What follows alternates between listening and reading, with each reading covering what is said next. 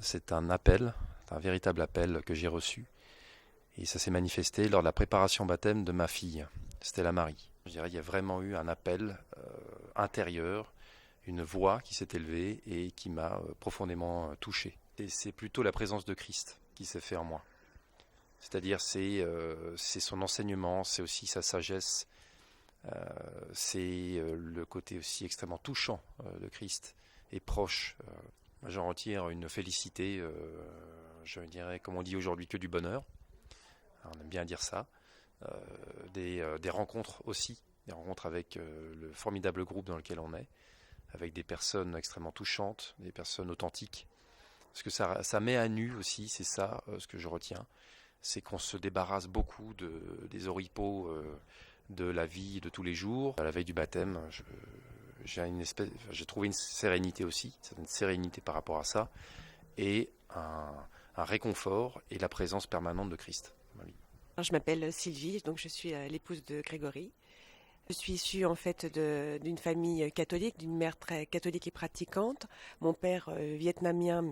Et c'était l'époque de 1968 où les parents, malgré tout, laissaient le choix à leurs enfants, le choix dans leur religion.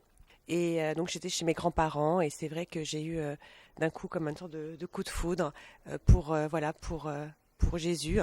Et je suis allée chercher l'Ancien Testament et le Nouveau Testament dans la bibliothèque de ma grand-mère. Donc c'était l'été et c'est comme ça en fait que j'ai eu ma foi, ma propre foi, faire ce baptême, de le vivre en plus avec mon mari.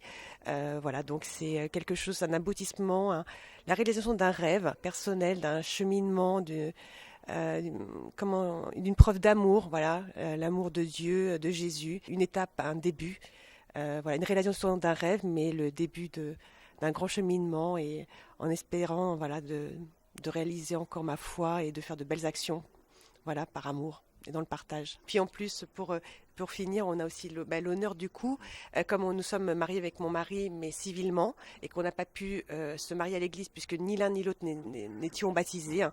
Donc nous allons en plus, durant notre baptême, en plus avoir ce mariage solennel.